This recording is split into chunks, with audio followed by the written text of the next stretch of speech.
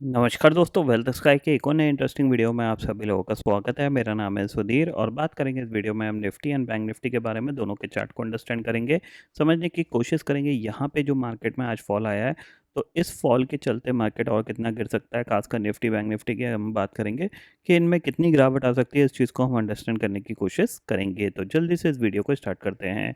Video start करने से पहले सबसे पहले बात कर लेते हैं। देखो, कल के वीडियो में मैंने आपको एक पॉइंट बताया था।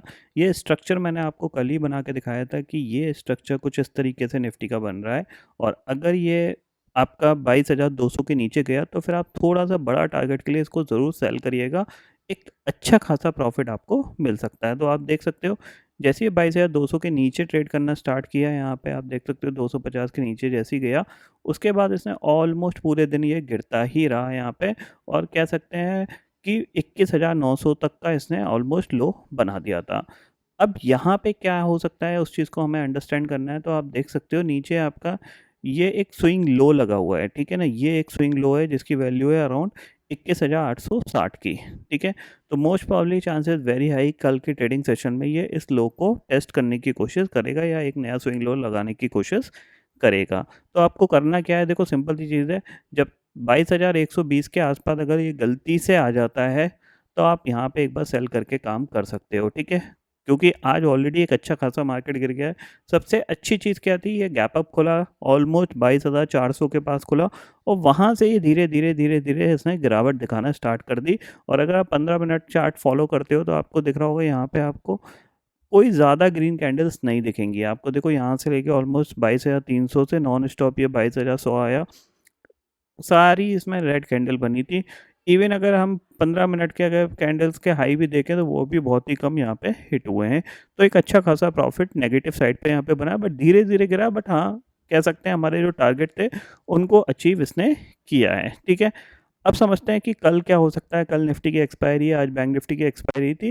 तो दोनों के अगर पॉइंट ऑफ व्यू से देखा जाए तो हम क्लोजिंग अगर माने तो करीब-करीब 22,000 की निफ्टी पे क्लोजिंग आई है, और बैंक निफ्टी पे देखा जाए तो 46,981 की, यानी 47,000 की हम क्लोजिंग मान सकते हैं। क्योंकि एंड ऑफ द डे है, एग्जैक्ट फिगर के हिसाब से हम क्लोजिंग लेके चलेंगे, तो राउंड फिगर के हिसाब से 22,000 और 47,000 पे क्लोजिंग आई है। अब यहाँ पे एक इम्पॉर्टेंट चीज़ है, उसको हमें समझना है। देखो सबसे पहले यहाँ पे अगर आप देखोगे, डे चार्ट पे मैंने आपको बताया है कि एक इम्पॉर्टेंट ट्रेंड लाइन का जो एक बेसिकली यहाँ पे बनी हुई थी, उसका एक ब्रेकडाउन हमें देखने को मिला है, ठीक है? ये एक हम यहाँ से इस लो से और ये इस लो को इस तरीके से मिलाते हैं, ठीक है? तो ये आपको दिख रहा है, यहीं पे ये बार-बार सपोर्ट ले रहा था, तो इसने एक कह सकते हैं कि एक यहाँ पे ब्रेकडाउन के इंडिकेशन दिए हैं। अब ब्रेकडाउन कन्फर्मेशन कब होगा? देखो सिंपल सी चीज़ है, अगर आपको थोड़ा-सा प्राइस स्ट्रक्चर पता है, तो प्राइस स्ट्रक्चर का जो सिंपल सा रूल होता है वो क्या होता है कि आपको यहाँ से क्या हुआ, ये एक सेलिंग आई है, ये एक ब्रेकडाउन हुआ, ज़ाहिर-सी बात है कुछ लोगों ने यहाँ पे सेल किया होगा। अब उनका स्टॉप लॉस क्या होगा?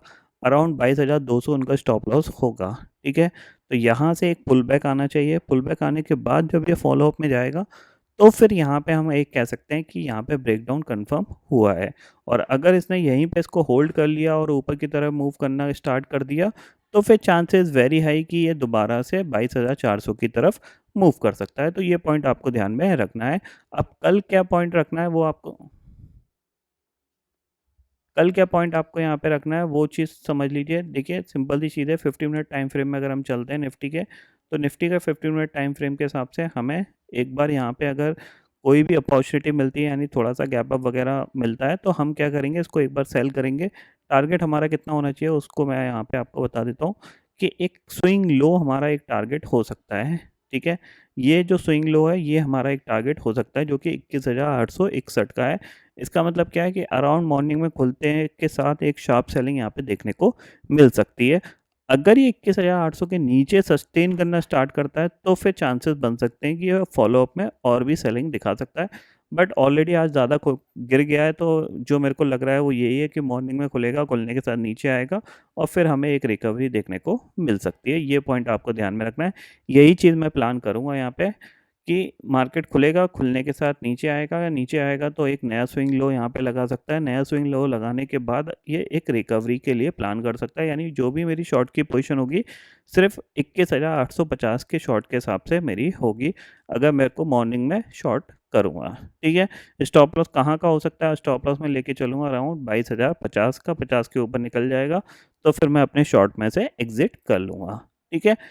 बैंक निफ्टी की बात कर लेते हैं यहाँ पे। तो बैंक निफ्टी देखें तो बैंक निफ्टी की अगर आप देखोगे तो जाहिर सी बात है, बैंक निफ्टी क्या है, अगर आप डे चार्ट पे चलोगे तो एक चैनल के अंदर ट्रेड कर रहा है बैंक निफ्टी। उस चैनल का लोअर हैंड अभी थोड़ा सा दूर है, अगर आप देखोगे तो उसका लोअर हैंड कहाँ पे है, लोअर हैंड अगर हम बात करें तो वो है अराउंड आपका 46,300 के आसपास, ठीक है। तो जगह है इसमें गिरने की, क्योंकि आप देख रहे हो कि यहीं से ये एक कह सकते हैं इसने पुल बैक दिखाया, फिर यहाँ पे ये रिट्रेसमेंट हुआ, फिर यहाँ पे इसने फिर एक कह सकते हैं मूवमेंट दिखाया, फिर रिट्रेस हुआ, फिर ये मूवमेंट दिखा के फिर आप ये, तो चांसेस वेरी हाई कि ये थोड़ा सा और गिर सकता है और इसकी गिरावट निफ्टी को 21,700 या फिर 21,600 तक भी ले जा सकती है। उसके बाद यहाँ कहीं आके ये सपोर्ट ले सकता है 46,300, यानी बैंक निफ्टी के पास भी देखा जाए तो जगह है थोड़ी बहुत गिरने की। अब हो सकता है यहाँ से एक पुल बैक दिखा के फिर गिरे, या फिर हो सकता है डायरेक्टली ये गिर जाए। ये पॉइंट आपको ध्यान में रखना है। तो कल के लिए यही है कि अगर 47,000 के नीचे ये ट्रेड करता रहता है तो हम इसको भी शॉर्ट करेंगे। टारगेट हमारा थोड़ा सा होना चाहिए बड़ा, जो कि होगा अराउंड 46,400 या 500 का लेवल, ठीक है ना। ये ध्यान में रखिएगा, क्योंकि यहाँ से ही इसने एक वन वे मूव दिखाया था। ये हमारा टारगेट हो सकता है 46,700 का। तो 200-300 पॉइंट यहाँ पे ये बैंक निफ्टी भी नीचे पार्टिसिपेट कर सकता है। आज इसकी एक्सपायरी थी तो इसकी वजह से शायद इसमें ज़्यादा गिरावट नहीं देखने को मिली, निफ्टी ज़्यादा गिरा। बट कह सकते हैं कि जो स्मॉल कैप मिड कैप का जो बेसिकली पैनिक है, पैनिक नहीं बोल सकते, कह सकते हैं जो रूल रेगुलेशन के अगे चीज़ें होती हैं, सेबी का बार बार इंटरफेरेंस हो रहा है कि इनमें बबल बन रहा है। अब देखो मार्केट अगर ऊपर जाएगा तो जाहिर सी बात है उसको हम बबल कैसे कह सकते हैं, क्योंकि अल्टीमेटली मार्केट की कुछ वैल्यूएशन होती हैं। हाँ, वो वैल्यूएशन थोड़े टाइम के लिए महंगी हो सकती हैं, बट उसको अगर आप बबल के नाम से अगर न्यूज़ सर्कुलेट करोगे तो पैनिक बनेगा ही बनेगा। क्योंकि बबल बेसिकली एक ऐसी चीज़ होती है जो वर्ल्ड मार्केट में यूज़ होता है, तो एकदम से सबको लगता है कि बहुत ज़्यादा महंगे हो गए, मैं अपना प्रॉफिट बुक कर लूँ। जबकि मार्केट की यही इंटेंसिटी है। बहुत से लोग मैंने देखे थे टीवी पे जो कि बोलते थे कि निफ्टी 20,000 नहीं जा सकता या फिर 19,000 नहीं जा सकता, सारे लेवल आ गए, इवन 22,000 आ गया। तो वो सारी चीज़ें ध्यान में रखिए कि मार्केट को अल्टीमेटली धीरे धीरे ऊपर ही जाना है। तो ये अच्छा मौका है, अगर आप स्मॉल कैप मिड कैप में पार्टिसिपेट करते हो तो ये आपके लिए एक अच्छा मौका है कि ये इनमें गिरावट आई है तो थोड़ा थोड़ा एक्यूमुलेट करना स्टार्ट करो। महीने 6 महीने बाद फिर दोबारा सब लोग भूल जाएंगे और धीरे धीरे ये दोबारा ऊपर की तरफ चलने लगेंगे। क्योंकि इलेक्शन का भी हैंगओवर है, प्लस आपका फाइनेंशियल ईयर क्लोजिंग होगा उसका भी हैंगओवर है, जिसकी वजह से बहुत सारी सेलिंग देखने को मिल रही है। हो सकता है निफ्टी बैंक निफ्टी में भी देखने को मिले। ये पॉइंट आपको ध्यान में रखना है, ठीक है। तो आई होप दोस्तों ये पर्टिकुलर डाटा आपको समझ में आ गया होगा। दोस्तों फिलहाल इस वीडियो में इतना ही है। आई होप ये वीडियो आपको पसंद आएगा। वीडियो पसंद आता है तो लाइक और शेयर जरूर करिएगा, और चैनल को जो सब्सक्राइब कर लीजिए, क्योंकि मैं सुधीर लेके आता रहूँगा हर दिन आपके लिए नए नए वीडियो। इसी के साथ शुक्रिया दोस्तों, जय हिंद।